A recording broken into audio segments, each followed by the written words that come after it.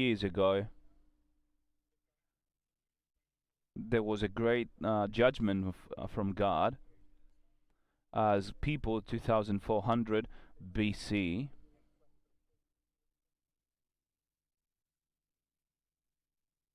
and because many years ago, about 1,000 years,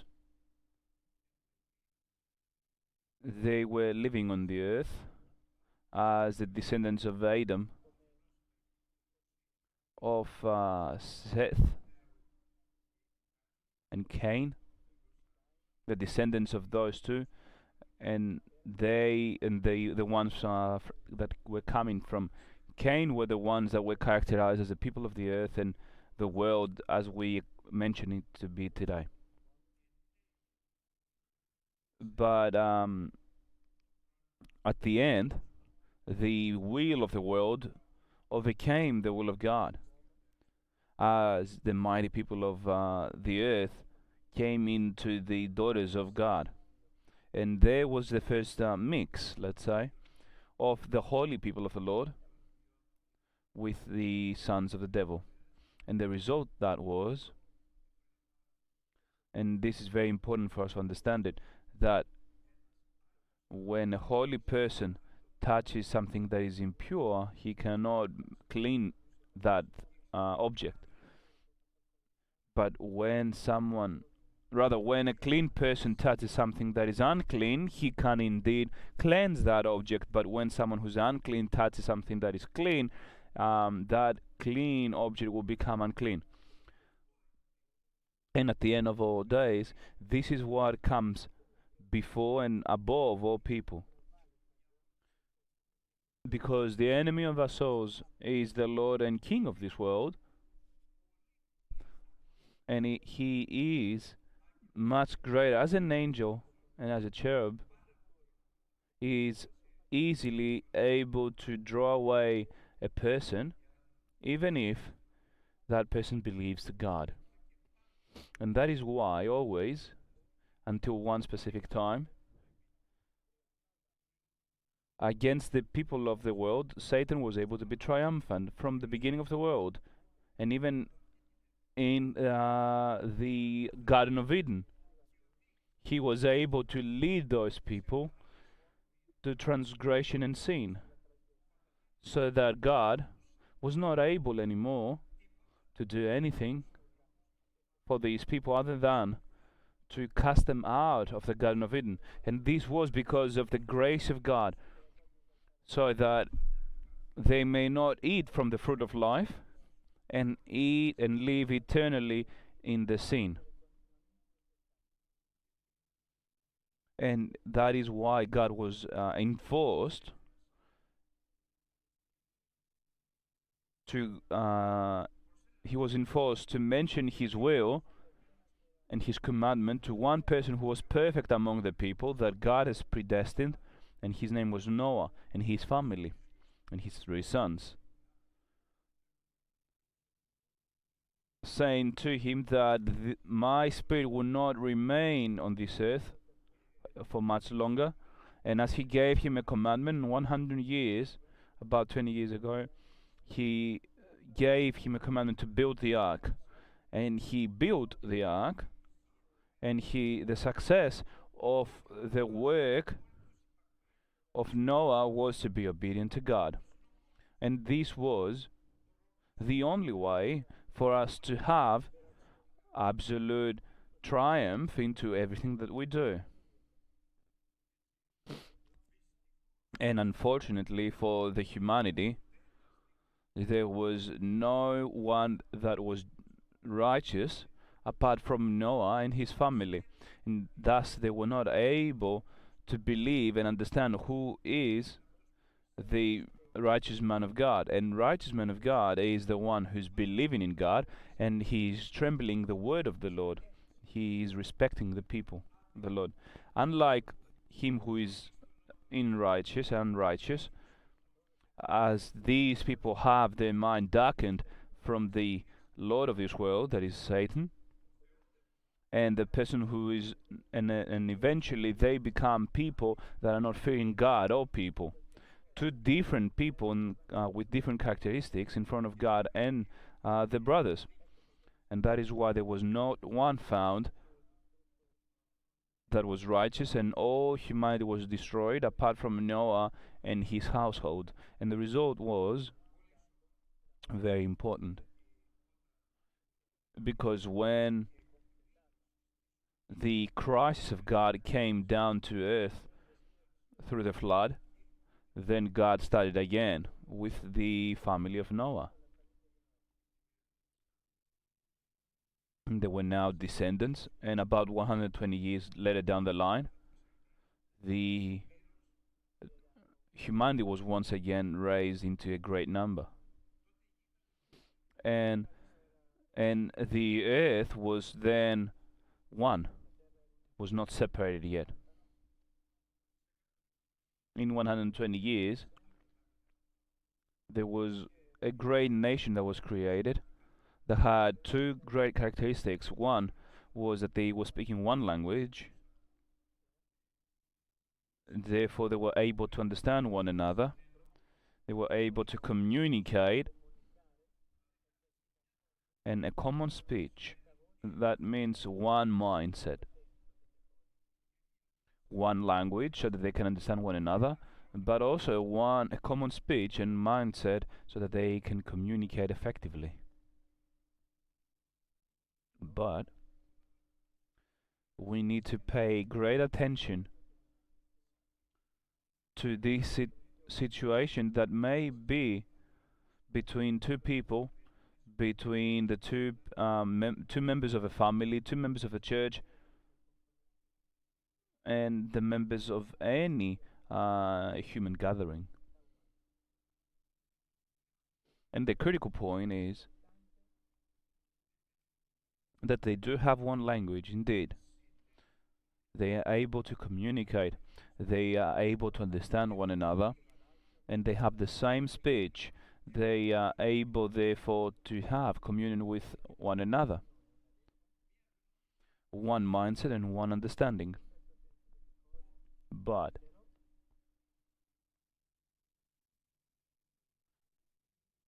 the critical point that we need to bear in mind now is, and why is it critical? Because if that bondage and if that unity is existing, then there's an absolute law that says that everything they're going to do, they will be triumphant. No matter what they decide on, they will be successful. They will be able to succeed in everything that they will do if all together they are able to speak, communicate, and start. But the critical point is, what is the language and what is that mindset that we are reading about? If the language and the mindset is according to the word of the Lord and the management of the Spirit, then on one hand God is with them and he's able to bless their ways, but on the other hand Satan is aggravated and he is trying to bring obstacles in their ways so that they may be not united anymore. This is where the victory of Satan is, to be successful either with threats or desires or with slandering or with different ways, many different ways of deceiving people to succeed. And him succeeding is to depart, to break that unity. So if those that are agreeing with what the Lord is saying and what God is wanting, then they are against the will of Satan. And then Satan is trying to bring on in confusion, as we read now with the Tower of Babel. On the other hand, though, if there are people that are united in language that is different to the word of the Lord, and a mindset that is different from the mindset of the Spirit, then what is created is a gang, if I may say that. A unification that is for the bad. It's not good. They are united. And I'm sorry to use this specific word, but I have to be understood. They are agreeing upon one thing: to what is bad, maybe, to what is wicked, maybe, to what is a sin, maybe. And when on top of them there's unity with the mindset of this world and the wickedness of this world, with the logic and the speech of this world, and the mindset of the enemy of our souls, and the doctrine of this world, the same law applies to them too. And that means that everything they're going to do, they're willing to do, they will succeed. Apart from, there's a different Lord and there's a different opposition now. Their Lord is Satan, who is driving them so that they may do exactly what they are willing to do, speaking about and agreeing upon. But on the other hand, God, that is love, is standing against them, and He is going to bring obstacles in their way so that they may not bring destruction to the earth. And that was the first thing that happened to the people after the flood of Noah. And they had reached a point of great unity of speech and mindset. And that actually means, as the word of the Lord says in the New Testament, that I want you to be thinking of the same thing and have no separations between you. And that was actually what was happening 120 years after the great flood. But it's up to God to test and see over the people, oversee people. See what and understand what, and the answer is they will, and their plans. What are the people planning and what are they willing to do?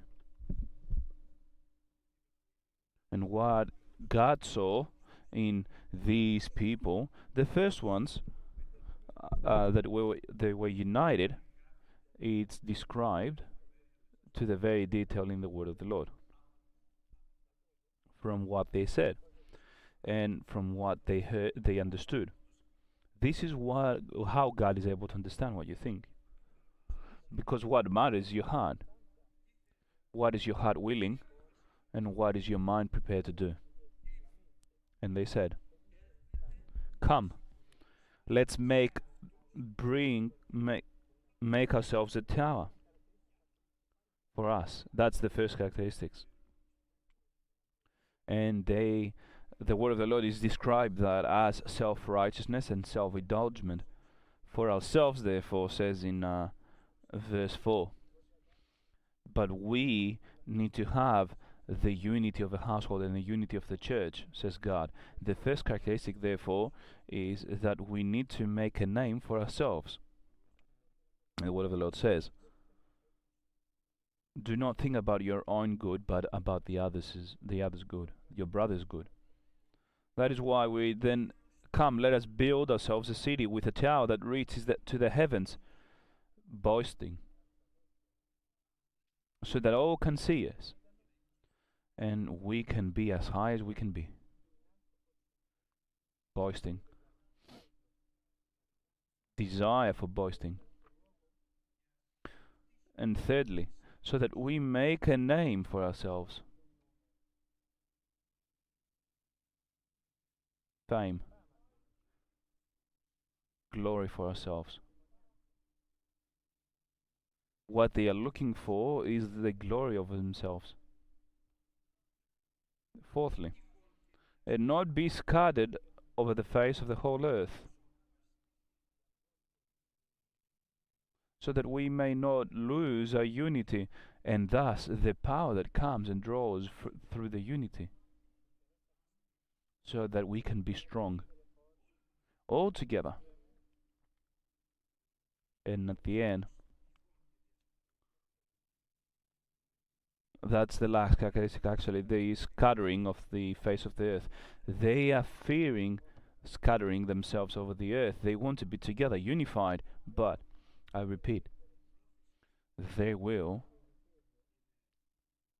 is for their own selves to build power, glory, boasting, and a name for themselves. That on those desires are created by the desire of the flesh, from the desires of the eyes, and the desires of this earth. And that we refer to as a carnal desire. And that means destruction. But Satan is glad.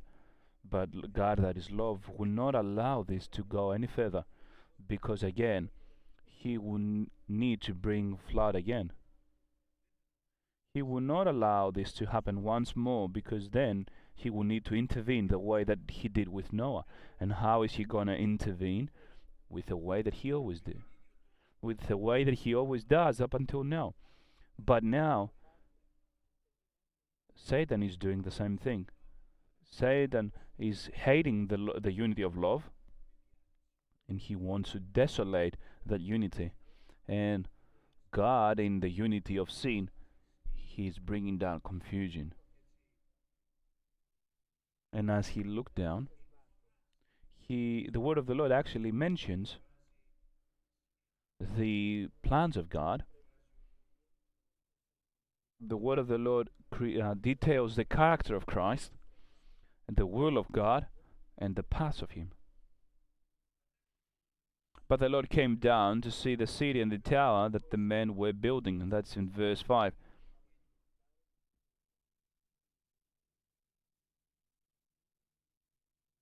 And the Lord says, as in verse 6, if as one people speaking the same language they have begun to do this, then nothing they plan to do will be impossible for them.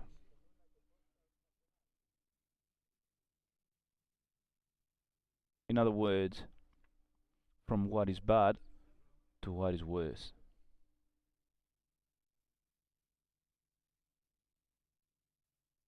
And the decision, come, let us go down and confuse their language so that they will not understand each other.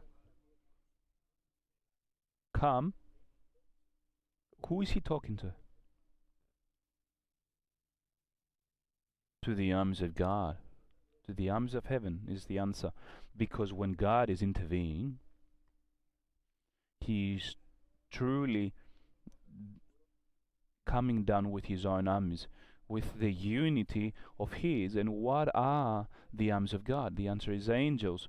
The 2/3 of the angels, because he has seen this before, when Satan was able to convince the 1/3 of the angels and make them of the same mindset. And this amazing work that the cherub became Satan, and he was casted out of heaven. And he cannot be stopped now, because there is unity amongst demons. Of course, they have affected the people, and through their flaming arrows of doubt and desire, they have led the people down this path. And this is the message for us today. The person is absolutely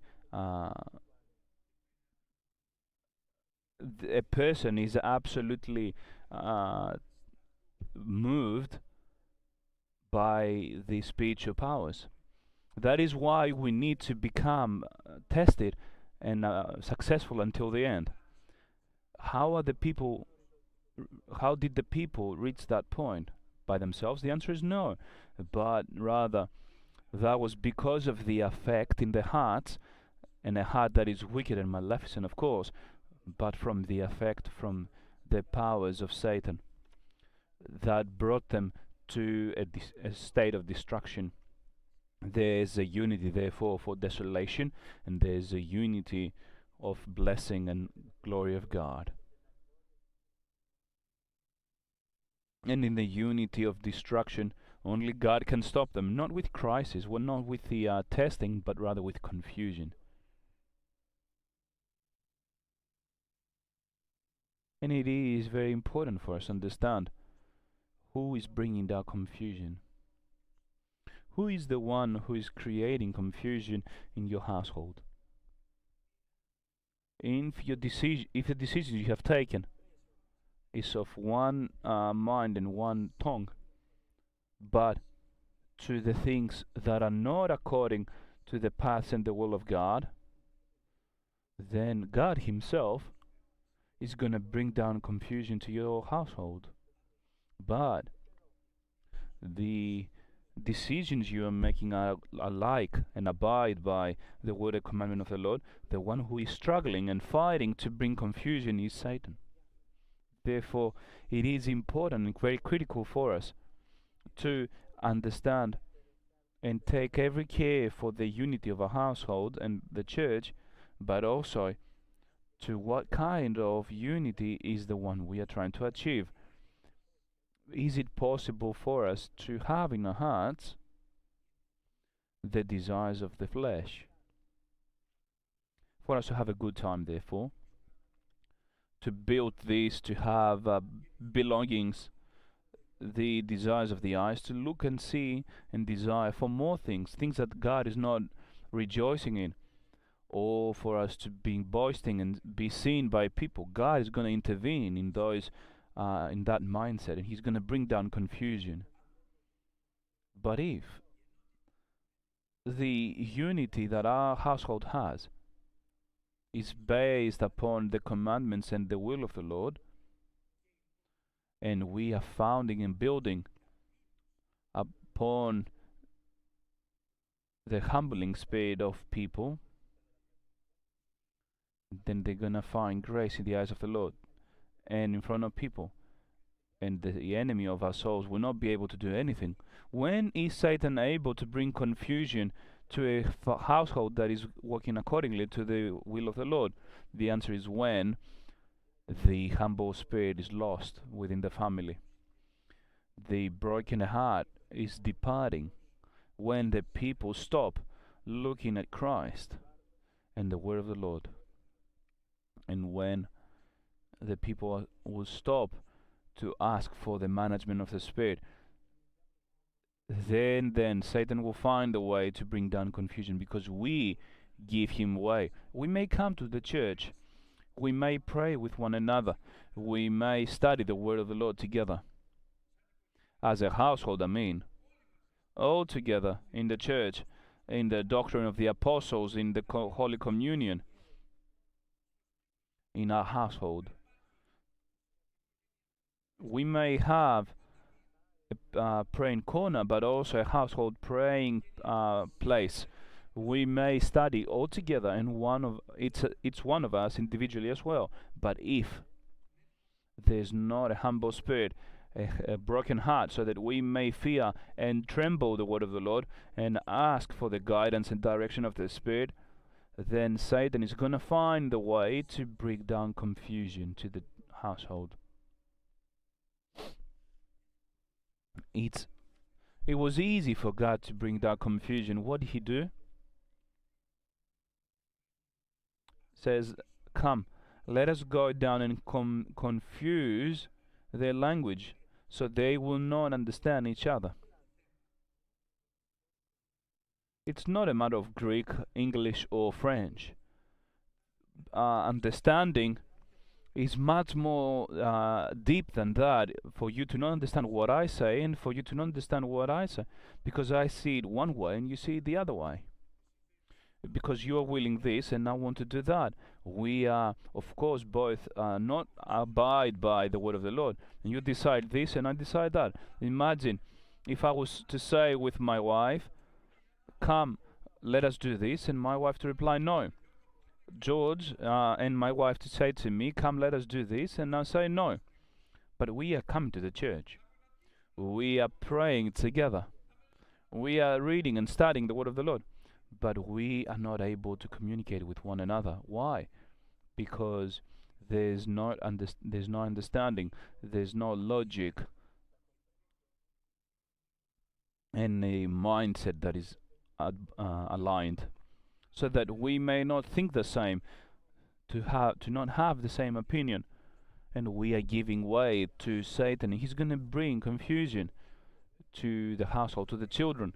When the children see the parents to disagree, I'm not talking about speaking bad to one another or be aggravated against one another, but rather to differentiate themselves from one another.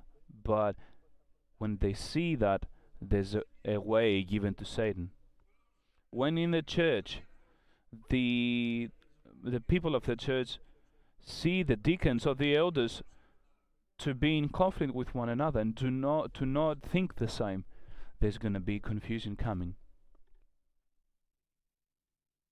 And what do we need to do? There's one secret: humble spirit, humility. This is where we are going to find grace in front of the eyes of the Lord and the people, whether that is in our household or the church.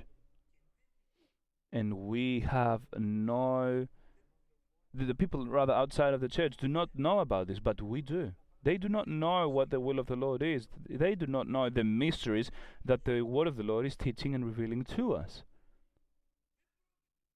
And He's not going to find grace because of it. But we know, and it is expedient for us to find grace in front of the eyes of the Lord. Thus, we do not just need to be holy, we also need for us to be holy and have fruit is to be humble.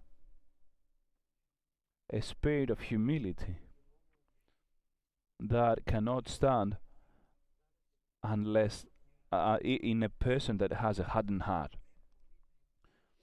And the spirit of humility cannot withstand within a person. It cannot live in a person that is not working accordingly to the word of the Lord, to the very detail. And that person will not be able to walk accordingly unless that person is managed by the Spirit that is leading the person to the truth. My dear brethren, the Lord is coming quickly. The point is for us to be able to, through God, to be triumphant, so that we can be triumphant with God. But under one circumstance, do not say that I know. Say that I do not know well. Do not say that I am able, but say I am not able. And do not say that I will do it, but rather say that not me, but God. And the grace of God that is dwelling in me, because I have a spirit of humility and a broken heart, and I'm trembling in the word of the Lord, and I'm asking with all of my heart the management and the direction of the Spirit. Amen.